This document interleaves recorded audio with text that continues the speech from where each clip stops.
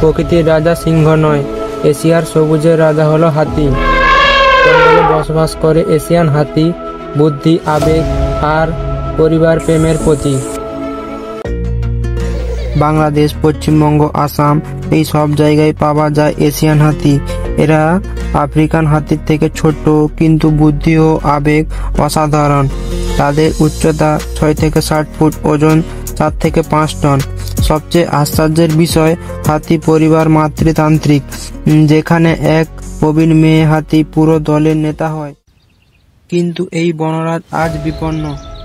বনভূমি কমে যাওয়ায় হাতির চলাচলের পথ বন্ধ হয়ে যাচ্ছে। ফলে মানুষ হাতি সংঘর্ষ বেড়ে গেছে। রেল লাইনের দুর্ঘটনা, বিদ্যুৎ স্পর্শ মৃত্যু আর হাতির দাঁতের জন্য পাচার, এই সব মিলে হাতির সংখ্যা কমছে দ্রুত।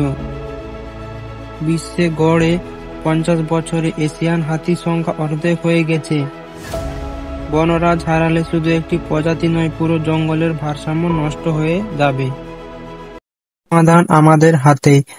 হাতির করিডোর তৈরি করতে হবে যাতে তারা নিরাপদে চলাফেরা করতে পারে।